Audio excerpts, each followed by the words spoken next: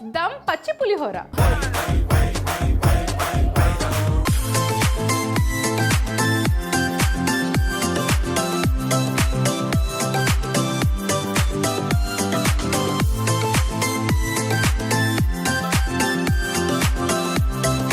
దమ్ పచ్చి పులిహోర ఒక different recipe. ఒకసారి ఇంగ్రీడియంట్స్ పైన లుక్ వేయండి, ప్రాసెస్లో వెళ్ళిపోదాం.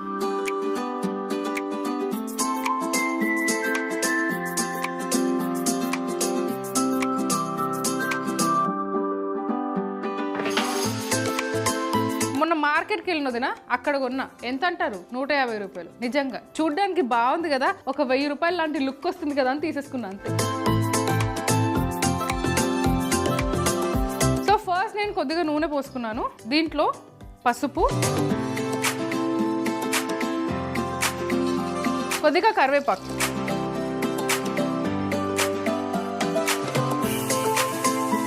మనం రైస్ 1 కప్ ఆఫ్ రైస్ తీసుకున్నాము, దానికి 1 కప్ ఆఫ్ వాటర్,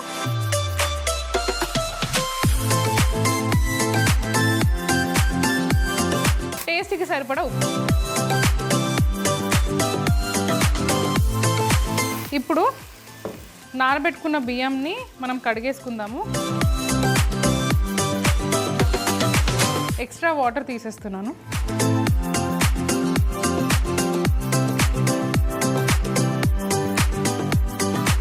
సో ఇప్పుడు ఇందులో కడుక్కున్న బియ్యాన్ని వేస్తున్నాను.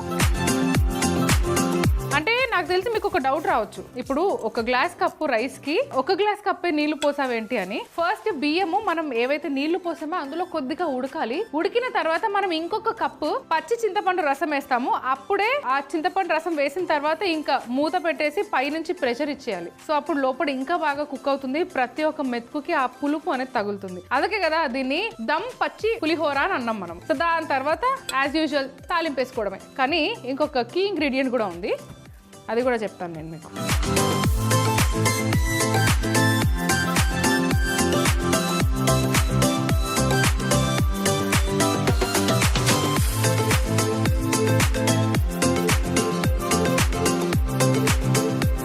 ఇప్పుడు ఇది కుక్ అవ్వాలి. ఇప్పుడు ప్యాన్ తీసుకొని దీంట్లో కొన్ని ఇంగ్రీడియంట్స్ మనం రోస్ట్ చేయాలి. సో అందులో ధనియాలు, మెంతులు, మిరియాలు, జీలకర్ర, ఈ 4 మనము రోస్ట్ చేసుకొని ఒక పౌడర్ చేసుకోవాలి. ముందుగా ప్యాన్లో ధనియాలు వేసుకున్నాను.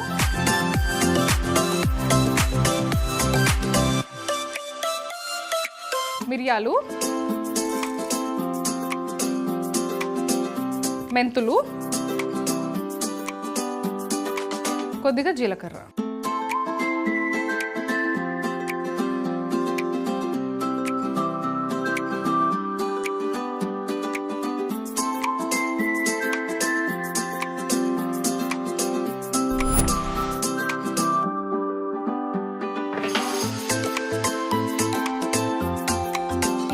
ఉడకాలి వదినా. ఇప్పుడే వాటర్ ఒక బాయిలింగ్ పాయింట్కి వచ్చింది. సో ఇంకొక 2 నిమిషాలు దీన్ని వదిలేద్దాం.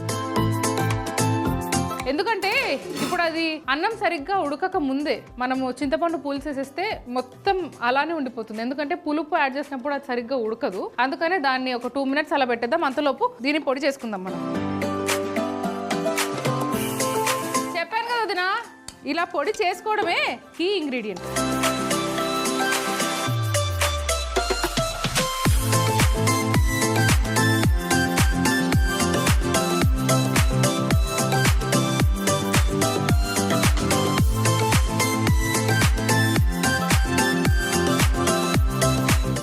వదినా ఆల్మోస్ట్ అంతా కుక్ అయిపోయింది. ఇందులో మనం చింతపండు రసం వేస్తున్నాం.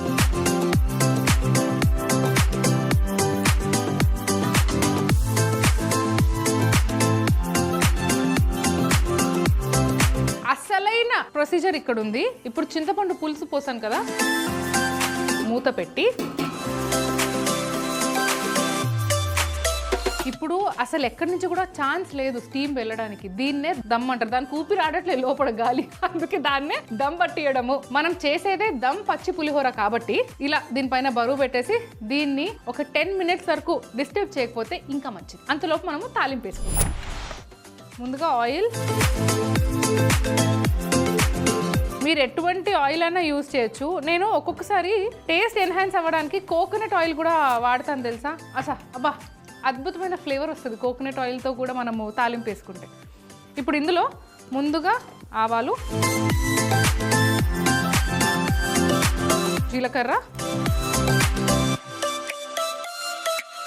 పల్లీలు,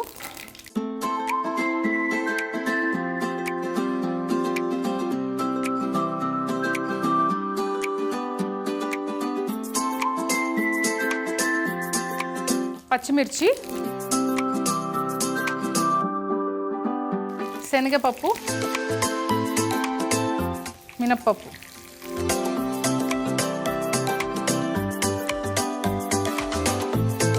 కొద్దిగా ఎండుమిర్చి, ఇంగువ,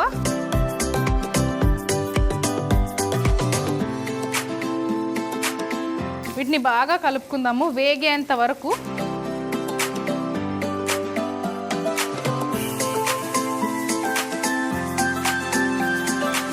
కరివేపాకు,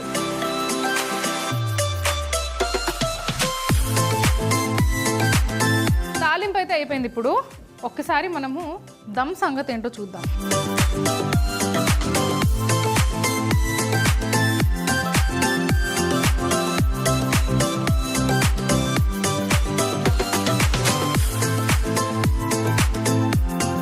తాలింపు ఏదైతుందో దాన్ని ఇందులో వేసేసుకుందాం.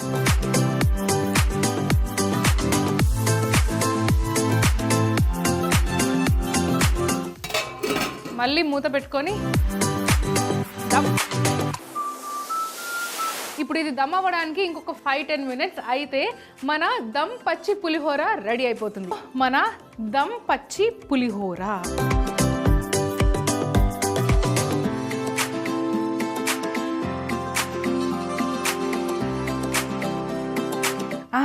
వదినా, కీ ఇంగ్రీడియంట్ అని నేను ఒక పొడి కూడా చేశాను కదా, ఆ పొడి ఇప్పుడు వేసుకొని ఒక్కసారి కలిపేసుకోవాలి.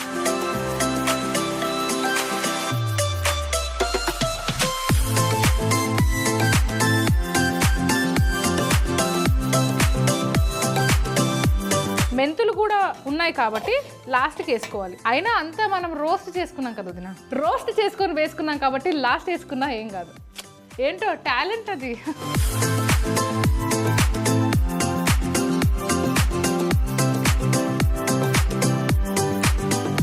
ఇటువంటి పులిహోర ఎక్కడ తినుండరు, ఎక్కడ చూసుండరు. Only viral వంటలక్కలు. ఇప్పుడు ఉంది కదా సారు, చూస్తుంటే లాలాజలంగా ఉందయ్యా, తింటే ఎలా ఉంటుంది అనాల్సిందే. ప్లేటింగ్ చేసుకుందాం. వావ్,